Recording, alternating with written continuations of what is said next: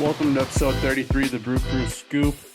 The Brewers dropped 4-6 to the Pirates and Nationals since the last episode. We'll talk about that, and then we'll talk about the All-Star Draft Futures Game Home Run Derby week that we just wrapped up. That's my whole intro. You can talk now. Yeah, buddy. Without having the Brewers for these couple of days, it feels like we're out of rhythm and there wouldn't be a lot to talk about, but it's all the extra stuff that has given us the content. Yeah, busy time in baseball, and I'm not going to bother with the long game recaps just because it's already been a few days of off days and there's a lot more going on anyways. But I will say in those 4 losses in those 6 games mixed in there, really noteworthy. Paul Skeens had 11 strikeouts over 7 no-hit innings against us. He obviously started the All-Star game and continues to look really, really he'd be an untouchable pitcher candidate each week if he was on the Brewers. I can't believe they didn't let him finish that game, by the way, or at least try for one more inning, see if you get a 10 pitch inning. I know he's at like 100 pitches and he's their baby, but Yeah, I think they were hedging it for assuming he'd have a longer eighth and then not wanting to be the bad guy pulling him out with an inning to go. yeah. But yeah, it's just the way the game is now.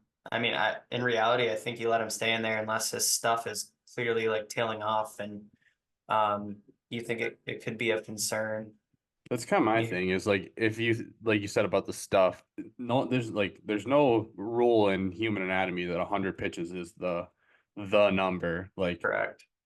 people are built differently and Yeah, he's he's thrown obviously more in than incredible 100 shape. pitches. He's thrown more than 100 pitches in an outing. So Mm-hmm. yeah, I mean, we didn't win. So if we almost did, what the no hitter ended the first batter after he got yanked, but didn't get it done. So if we would have won, I definitely would have said I'm happy they pulled him, but didn't really end up mattering. But yeah, Right. I guess wouldn't have wanted to be the first team to get no hit by him in the history books. And then Saturday wanted to bring up because I was at the game. Image viewer, a lot cooler of a giveaway than I thought it would be. It was like 90 degrees and sunny in the bleachers. It was awful just from a physical standpoint. And then on top of that, one of the worst Brewers games I've ever been to, probably regular season might have been the worst. Took a 5-run lead in the first, looked like a much needed offensive breakout, and they ended up losing 6-5. And Ortiz almost hit a walk-off 2-run homer for the final out. So that was brutal.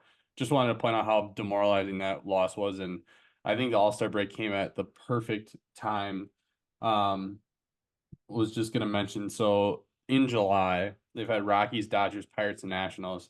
You figure 3 of those teams are you got to take care of, or Pirates are a good team this year. At least they took one. It would have been nice to win the series, but they have not won a series. They're 4-8 in July. So All-Star game's coming at a perfect time. They're still 11 over. I tweeted today, I think they need to go 37-28 to match last year's 92 win number, which is pretty cool that they just need to go 9 games over the rest of the way out to hit that number. And obviously, they don't need to hit 92 to make the playoffs necessarily, but that would pretty much guarantee it and maybe in the division at that point. So even with a tough stretch, it's only a 4-8 stretch. So we got a chance to reset and get healthy. We'll talk about that too. But first, I just wanted to give you a chance to shout out your untouchable pitcher of the week. You fellas are untouchable. Is that the thing? No one can get to you? Untouchable. Yep, got to be Tobias Myers. Went 8 shutout innings, 6 Ks, 4 hits, and a walk. And then a little honorable mention to Savali, who was up against Skeens. He went 6 1/3, gave up 1 earned. So those 2 starters are the guys that earned the shout this week for untouchable pitchers. Yes, Savali looked much better than his first start. So, well, I don't know that the stuff looked much better. Not that it was bad the first time, but the outcome looked much better. So, Yeah.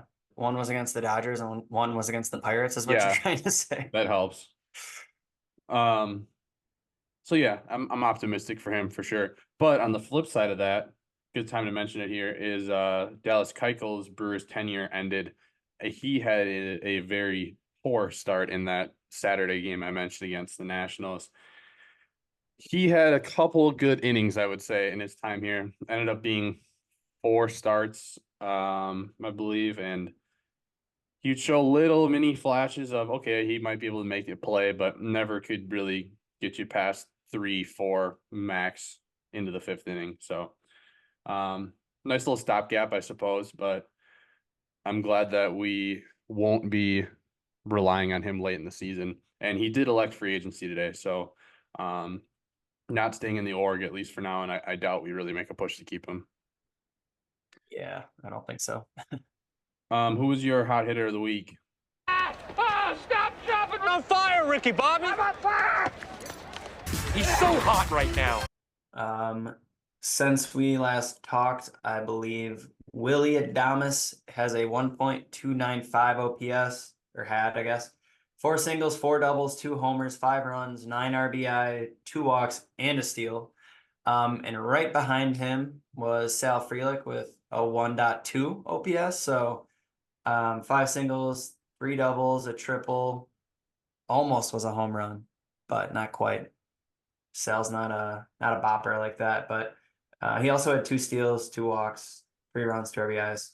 And then it's kind of it. Andrew Monasterio actually 1 dotted in his 10 plate appearances since we last talked. And I just like to shout out Andrew Monasterio. He seems like a vibes guy. So Yeah, definitely. Yeah, Sal's been really hot actually at the plate. yeah, he's a couple doubles and triples. His slugging percentage is going to skyrocket relative to what it's been.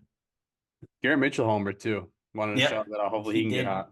He did do that. Yeah, we got some. I don't know. We're rolling. I think I'm not too worried about like we were talking about the last 12 games. You said 4 and 8, so I'm not too worried because I think some of the bats that we need are starting to warm up a little bit. I trust the kind of steady bats that we already had, and arms are only getting healthier at this point. So I think I gotta correct myself right now.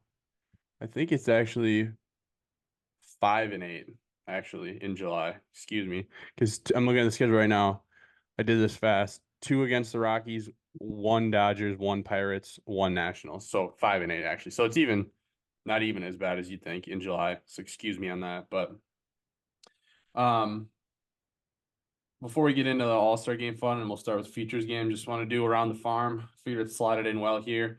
If it hadn't been for those meddling kids. If it hadn't been for you meddling kids. Ah, meddling kids. If it hadn't been for these meddling laddies. Don't have too much. I don't know if you have anything else to add, but I saw Brock Wilken had a 2-homer game, and Mizorowski, Matt Arnold had a comment saying that he's looked incredible. And to paraphrase, there's a chance we see him in the bullpen in the major leagues at the end of the season. So I would imagine that he'll be in Nashville. Who knows? Maybe next week. yeah, I think specifically he had another 10K shutout outing or something like that, if I recall. Yeah, back-to-back 10 strikeout games, I think. Yeah, he's looking nasty. So yeah, those are definitely the 2 things that jump off the page from the minors. Don't need to get into the weeds. There's probably another 5 pitchers we've never heard of that are lighting it up, but we'll save those guys for next week. Yeah, and then the futures game, Cooper Pratt played. He did go for 1, but he made a nice play at shortstop. I saw a highlight of. Cool that he's getting some exposure. Home run derby, no Brewers, but it was entertaining. I gotta say, I didn't like about the clock how it was hard to follow the home runs. They did a split screen this year. It was a little better, but it's harder to see on half a screen. It's definitely more electric to do the timer. I didn't mind the format, but it's entertaining. Alec Boehm put on a show that I wasn't expecting, and Teoscar Hernandez ended up taking it home. And Dolis Garcia, I think he has too much muscle on his body. He just I like the format. I watched the I don't know what they called it technically, but the Statcast version on ESPN2 or whatever, and it traced every ball. I don't know if it did that on the normal feed. No. So it would light kind up. of. It would light up orange if it was a homer, or it would stay blue when they hit it if it wasn't. So it was easy to tell if one was gone or not. Yeah, I liked it. I assume most I guess hardcore baseball fans found Pete Alonso's performance relatively funny considering the circumstances. But Yeah, no, I liked it. Yeah, that was refreshing with Alonso a little bit. Not that I really dislike the guy, but if he's gonna wiggle his way into All-Star games, he doesn't deserve just to be in the Derby. I don't need to see him keep winning them because you can compete and not be an All-Star. The All-Star game, Yelich and Conteras obviously started, but they were all for 4. Seemed like they had at least 7 groundouts combined. Yelich kind of, I mean, it's the All-Star game. You're not going to face bad pitchers, but being a lefty, he ended up facing Crochet and Scooble. Tough matchup for lefty hitters. And then Contreras faced Skeens in the first inning as well. Or sorry, not Skeens. Burns in the first inning. Jeez. Yeah. And they had a funny little moment there. Somebody tweeted it was that Brewers E math or whatever page. I'll find it while I'm reading this out. But I wanted to give him credit because he shouted it out first. The Brewers only since '94 have only been on the winning side of the All-Star game 5 times.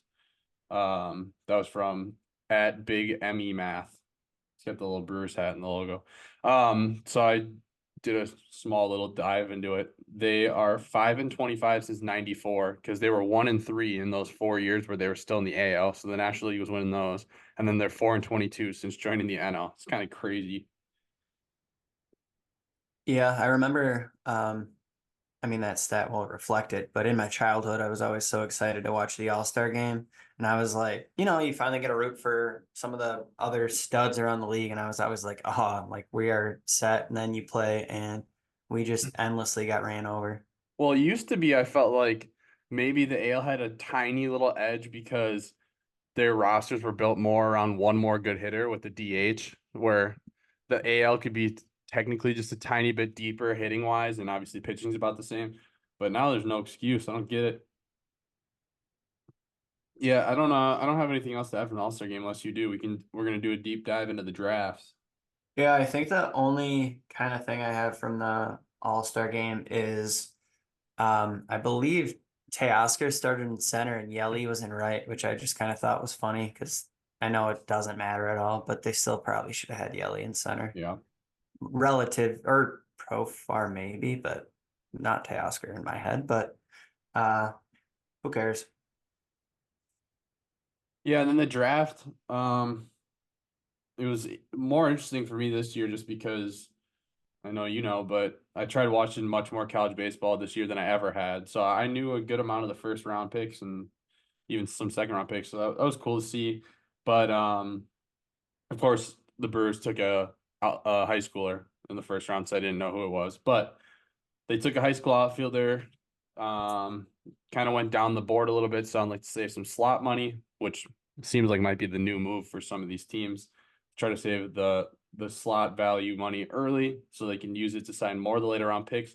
But they took Braylon Payne, high school outfielder, another lefty, and apparently his main tool is he's a 70 grade runner. So another fast, athletic, left-handed hitting outfielder, which is funny that we need more. But sounds like it was a decent pick. We went down the board a little bit, but I admittedly don't know that much about him.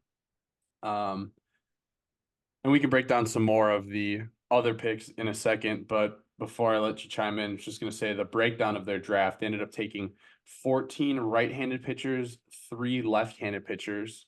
Of those 17, 10 were high schoolers, and then the remaining 3 picks were 2 catchers, one of which apparently also plays center field, and then an outfielder and a first baseman. So, Yeah, I think what you just read off, especially considering the youth, kind of highlights that we know we aren't gonna, retain a decent chunk of the guys, I'd assume. A lot of the guys have commitments, and obviously, like you noted, we're trying to save some slot money, likely with the first round selection of Payne. But I almost don't want to dive in too hard to the guys we picked because I'm curious. I first want to see him sign, and then it's worth the dive a little bit. But yeah, I think Payne, as long as we do sign him, and you'd hope to, obviously using your first round pick on him. And if you can save some money with the slot value, it's worth it. But I guess he is a relatively compact swing, and people think he's got some future, I guess, a chance of having some pop too. So a speed guy, good fielder, and short swing, so you're hoping he's making a little more contact and has some pop there.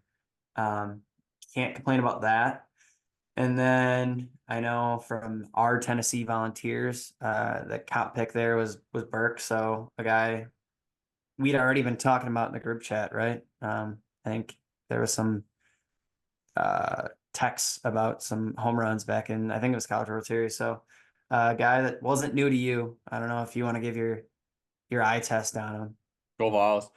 Yeah, I was just gonna say first about Payne. I would assume, like you said, they'd sign him. I don't think you go down the board unless he's already basically verbally committing to it. But yeah, Blake Burke, I was really excited about this. Obviously, he's a guy who is probably not going to, he's a college guy and he's a power hitter already, so he's not gonna continue to, what's the word? Not develop, but he's not gonna.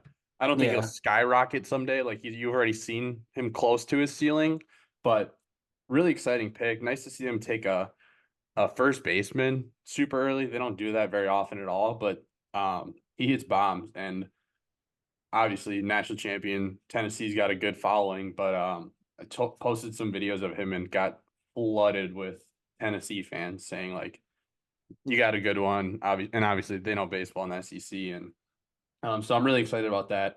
Also completes the Corbin Burns trade. So I think we made out pretty solid in that. We already did. And adding to that, I think we'll see Blake Burke in the major leagues, given our history of not being able to lock down the first base position. And he seems like a lock to come up and hit some home runs. So I was really excited about that pick.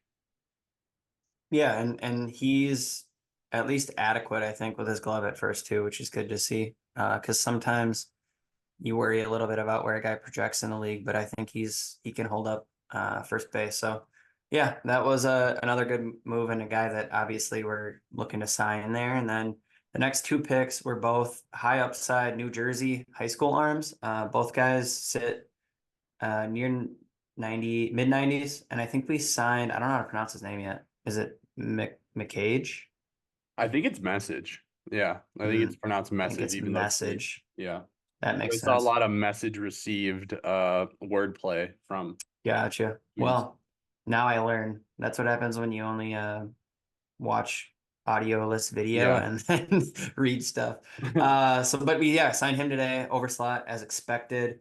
And then the other one was Livonis. Is that right? Yeah, Bryce Message and Chris Livonis are my stabs at the names. Yep, both guys sit, I think, mid 90s ish with their fastball type offering or sinker. But both had notable kind of spin numbers, so those advanced numbers that obviously our pitching lab seems to love. So that, I guess, magic 3,000 RPM number on their curve slider offering. So guys that I think we would love to be able to get our hands on and get within the org and start playing with, as we've seen so many guys in the Brewers farm system ranks start shooting up the board as far as their, I guess, prospect profiles or whatever you want to call it. So those are two guys, and obviously we already signed one. So we'll have to see how we allocate slot money. And I think where that comes into play is some of the later picks. You mentioned a catcher that also plays center field. Is that another name I don't really pronounce? Yeah, well, first I want to say Bryce Message, one thing I want to add, no hit in his senior year, apparently.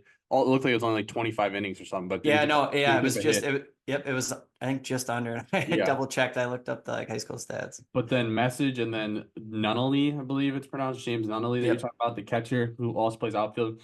They're both Virginia commits. We drafted 3 Virginia commits and 3 Indiana commits. So we're just wiping out the whole recruiting class for those schools. But yeah, Message and Nunnally both would be a battery at Virginia, but Message is already signed, and who knows, we can get Nunnally and play some outfield.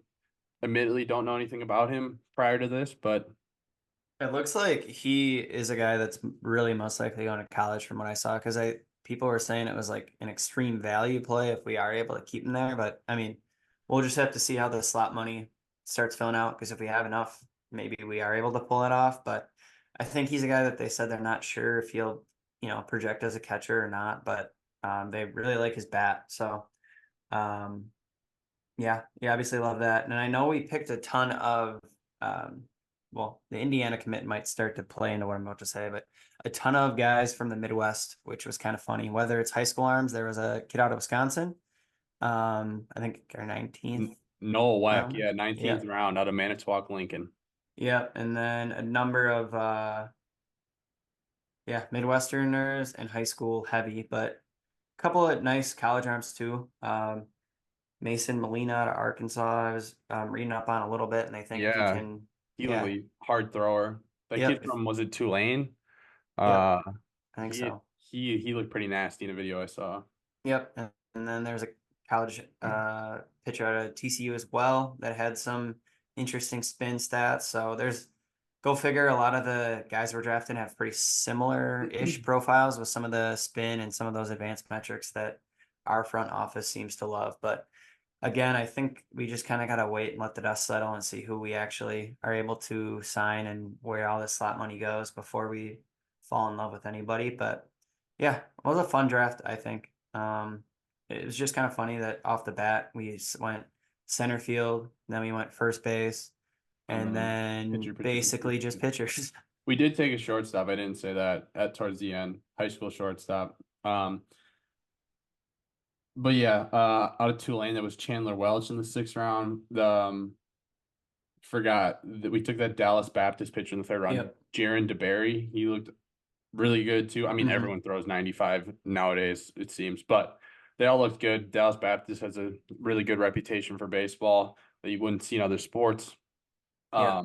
The one other pick that I had written down that we didn't mention was Marco Dinges. I'm not sure the pronunciation on that one, but catcher from Florida State. I watched a lot of Florida earlier this year, and so I saw a whole series of them against Florida State, and if he was the one who was catching early on in the season, he looked pretty solid. So, yeah, we're just trying to get as many arms in that lab as we can, and I don't know that we really took any college seniors from what I know. Maybe we did, but I just saw before the podcast that the Padres just signed their 7th rounder, Kai Roberts, the 210th pick. Slot value was 268,000. They signed him for 10,000. So that just shows if you don't want to go down the board in the 1st round and save money there, if you want to save money elsewhere, go get a college senior because they literally have zero leverage. I also did see something, and I'm gonna have to check the actual rules on it for college seniors, but apparently if you attend the draft combine, you're guaranteed 75% of your slot value. So I don't know if that's just a high school thing when they say draft combine, but I'm pretty sure they have a college draft combine portion as well. Huh. So I don't know if that's a way to get your leverage. Maybe if you're just, I don't know. But yeah, I knew if seniors had no leverage, but if you want to save 250 of your 260,000 right there, that's how you do it, I guess. Huh. Yeah, it is a really interesting game when you get down to that level of you're not only trying to evaluate a player's talent, you're also trying to evaluate how much you're going to have to pay him with that slot situation. Well, and that also makes me think that's got to have some sort of trickle down effect too, where if you're a junior that gets drafted, you also probably are way more inclined to sign slightly under slot.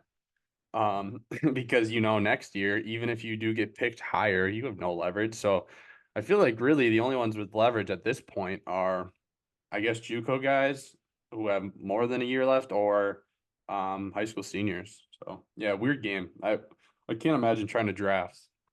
I think guys should just Major League Baseball, putting the puzzle together. They should dip the league and go play in Japan or something. That's how they could start getting some leverage. Yeah, one big name pitcher did that actually. I can't remember. I can't remember who that was. Not big name, but big name out of college. The guy they were talking about. They made a big deal out of it. Yeah. Yeah, so I think we'll have to just see kind of where guys settle, but on paper it looks like a fun draft. Obviously, I don't know if we just drafted 22 future Milwaukee Brewers, but you'd hope some of those guys end up on the roster, and at the very least, there'll be pieces that get someone who does. Yeah, can't wait to see Blake Burke personally. All right, well, my random game in Brewers history. Random. I looked over at the schedule and I saw that we're headed to Minnesota to start the second half, and it immediately, for some reason, reminded me of a different time we were in Minnesota, and I found the game. So it also was July 2nd, 2011.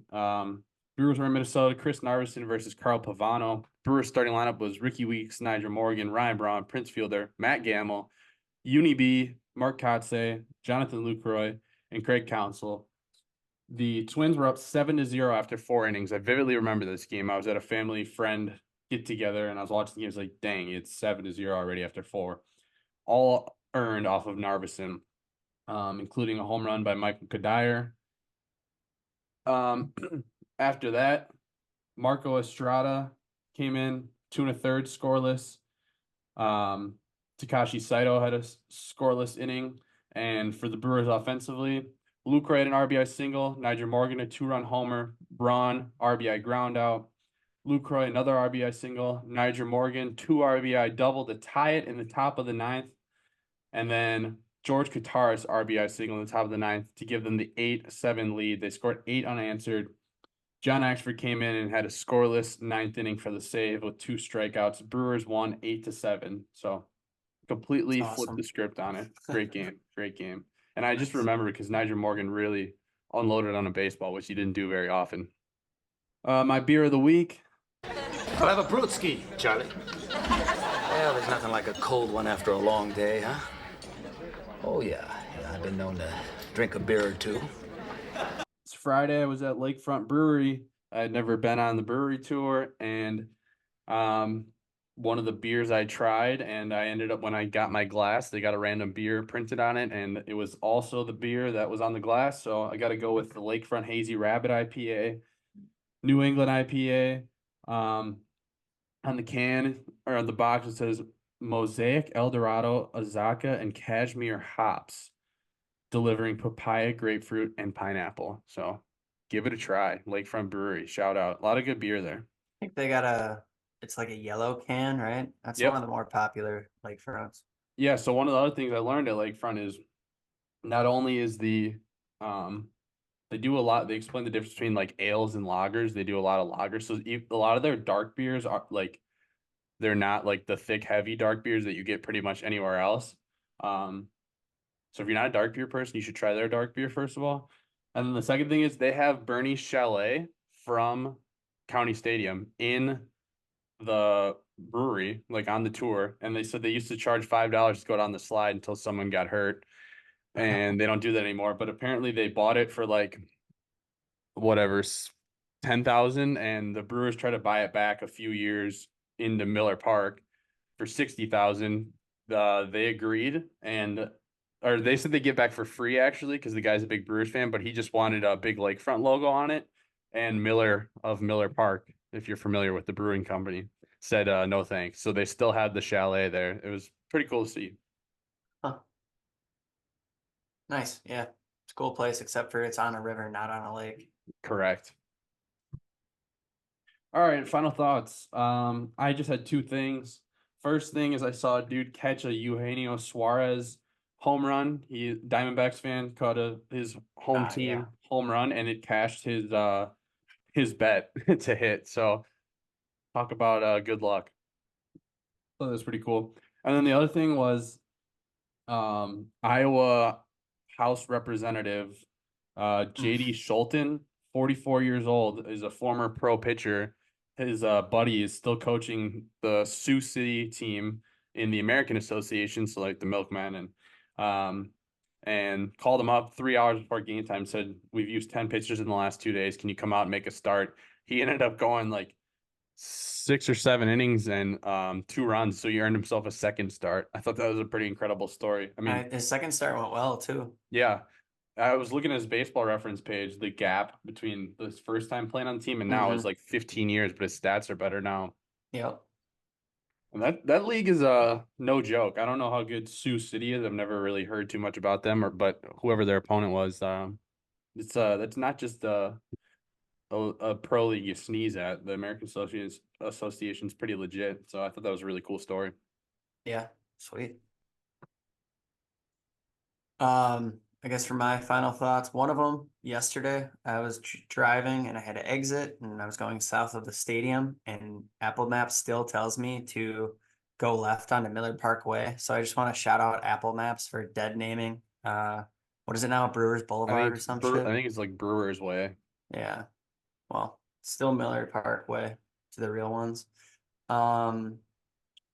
Then I actually had some quick Statcast stuff that just jumped out at me when I was kind of clicking around today. So Baseball isn't just numbers.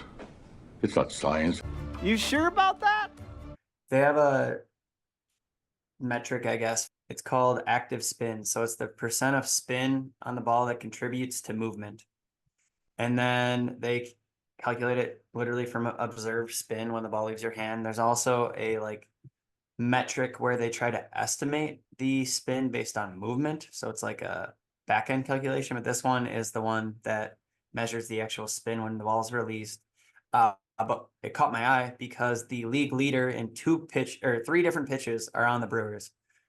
So the number one cutter active spin, I guess pitcher with 81.7% of the spin is active spin, I believe is how it's calculated. Was Tobias Myers. His 4-seam also was number one. As you'd imagine, I guess, from all the talk we have on Tobias Myers and the rising effect. And then the number one sweeper was Brian Hudson. So 2 guys, 3 pitchers, but 2 guys that have definitely overachieved for the Brewers.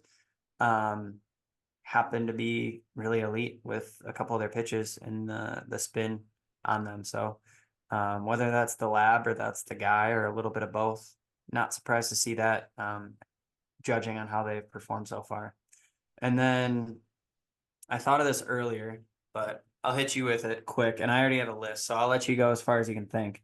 But if you had to think of a 8-man all-time Brewers home run derby, who are you going with? Oh man. Prince Fielder, Yep. Ryan Braun, Eric Thames. Those 3 are all on my list. Thames was the last one, and he's kind of an asterisk for fun. I mean, Robin Yount, he's not a home run hitter, but he was the leader forever. I don't know. Yeah. I don't know if Cecil Cooper was really known for home run hitting, was he? He had a couple seasons that were actually pretty good. But Prime yeah. Jesus Aguilar. I'm trying to think if there's any others I want to squeeze in there, but Jeff Jenkins, Yeah, Jeremy he's Burnitz, fair. Richie Sexton. Yeah, those guys are on those 3. Yeah. Yeah, I had Prince, Braun, Burnett, Sexton, Gorman Thomas. Oh yeah, that's a good one. He had some bop. I had Greg Vaughn. He actually had a Yep. couple seasons that were huge. Eric Thames, just as we saw Adolis in this one, so why not add Thames in ours? Mm-hmm. And then last, for nostalgia's sake, I put Hank Aaron. Obviously, it wasn't prime Hank Aaron, I guess, but you got to have the true home run king in the home run derby. But yeah, I thought it was kind of fun. It's fun. Obviously, there's the 1-year peak guys. Like if you pulled Yelich in 2019, it would probably be nice. But I'm afraid Yeli just hits like pure line drives all batting practice. He was going to do the derby in 18, and he pulled out last minute because of it, like an injury, and Jesus filled in for him. And I think Jesus was the Brewer that 1 year. There was one around that time that didn't seem to understand the concept of the clock, and I'm pretty sure it was Jesus. I was like, you got to go, buddy. Yeah. And then I didn't even think of an answer for these, but we still got a couple minutes before we're gonna log off. So I was like, obviously, it's not actually the first half, but people call it the first half, pre and post All-Star break. So Brewers first half, who would you say our MVP is? It sucks because so easily Contreras for the longest time, but I don't know. It might be if Yeli doesn't get hurt, it's Yeli and keeps up this pace for sure. Yeah. I think I'd Willie's had so many big moments, but overall his offensive stats aren't quite as good as I don't know. It's kind of been MVP by committee, kind of a lame answer, but at least almost could be Colin Ray, to be honest with you. Yeah. Honestly, yeah. He's been outstanding. And then what about like a LVP or a most disappointing? Oh man. I feel like I'm gonna miss an obvious answer. Yeah, it's kind of hard. no one's been like Yeah, I mean, it's brutal tough off to the top of my say head. because we've had so much like turnover with the pitching staff. I'm not going to count guys who haven't been up that much, but I mean, can I say like Aaron Ashby? Like, Yeah, that's just fair. because he hasn't really contributed to the major league team, but he should be. Yeah. DL Hall would unfortunately have a case, but same thing, he hasn't pitched that much. I don't Yeah. know. Yeah, they're the guys that we saw enough, I guess, to have an argument. Started to turn it up in the last couple. Like, Mm-hmm. a real pessimist could have been on Sal or Churio, but both of them in the last month or so Mm-hmm. kind of flipped that script. Um, yeah, there's no one that really stands out. Yeah, that's good, obviously. Yeah, Even like Gary Sanchez, I I was guess, about to just say being hurt, Gary, that sucks. yeah, he's had some big home runs and And people were pissed at like Bowers, but he's yeah, been he's as been good as we could fine. expect from him. Mm-hmm. Honestly, Reese almost has an argument, but Yeah, he's actually got over 100 OPS plus, which is kind of crazy. yeah, I So actually would say that Hoskins could have a pretty solid case. You want to talk about a guy who's played what, probably 3/4 of the games, and he's been less than. I mean, but not worried because he's coming off injury and yeah, I think he's he's gonna a have a vet. huge he's Oh, gonna have a huge second yeah, half, and he's I a do huge too. locker room guy, and I'm very Mm-hmm. happy he's here. And like I said, he actually has over 100 OPS plus. So Right. I guess maybe we're just expecting too much, or he's doing it in kind of Yeah. sneaky ways. But yeah, and then I was trying to think of like other ones, like a most improved, but instead of that, almost like a newcomer of the year, because there's so many of those guys. I Like feel like he's got Koenig, to be self-explanatory. Tobias Myers is the obvious answer to me, Hudson. but Terang is an Durant, actual yeah, most improved, and most then like improved is Ortiz Durant. came out of nowhere. Mm-hmm. We have an endless list of those guys. It seems Yeah, like. pretty much all these are good questions because there's lots of different ways to go about it. It's I think it's part of the reason they're winning too. It's not a set two guys every night. It's not your Ryan Braun Prince Fielder of 2009, 2010 where they're carrying the load on everything. Like we've had a good mix and need a little more starting pitching still. We're gonna keep saying it until we get it, but other Yeah, than that, it's been a that reminds me. good I group. saw. I think the tweet was trying to think of all the prospects, but it was Flaherty and Scooble for Yeah. It was Mayo, Holiday, and who was the third prospect from the O's? It was another good prospect. Either way, it was saying who wins this trade. And a bunch of people said the Tigers would win it if they did it, but I actually said the O's would. Just yeah, because Scooble's of got some control. yeah, and just Too. because of the O's situation. Like Mhm. they literally are gonna have too many guys to keep and Yeah. pay. They're gonna have all these guys going through ARB and then free agency at the same time. It's like you're not even using any of those prospects right now, and no one on Mhm. your current roster like needs to go. Westberg just came up, Gunner just came up, or relatively, and he'll be around. It's like you might as well add to the team part of your team that's weak if you have all these other studs. It was just kind of crazy, but yeah, I'm very curious with the deadline heating up now. Yeah. Oh, that's the last thing Brewers wise. We only got a minute here, but Brewer Hicklin was Oh selected yeah, but optioned. So he probably had an out in his contract or something, but I think that's more fuel to the trade Joey Weimer fire if he's got value and he's a Michigan kid. So if they want to send Flaherty over our way, we'll take him. yeah. We'll have to see. I'm curious to see who we decide is okay to get rid of and what we're getting back because, like I said, I don't want it to be for someone who's not actually good because at that Right. point, I don't know, resign Big Dallas Keuchel. Just kidding. Yeah. But yeah. And shout out Brewer Hicklin too. He's actually been lighting it up. I know Yeah. he's like 20 28 years homers. old, but Yeah. Mm-hmm. he's done really well. A righty outfield bat. I think he can kind of play around the outfield. He swipes some bags. So Yeah. good to see. Yeah, we could use a righty outfield bat. So all right. Well, hey, thanks for listening. Go Brewers. It's time to start the second half. Let's chase down that division. So hopefully next week we'll find out who we got in a trade. Yep. Go Brewers. Go Brewers.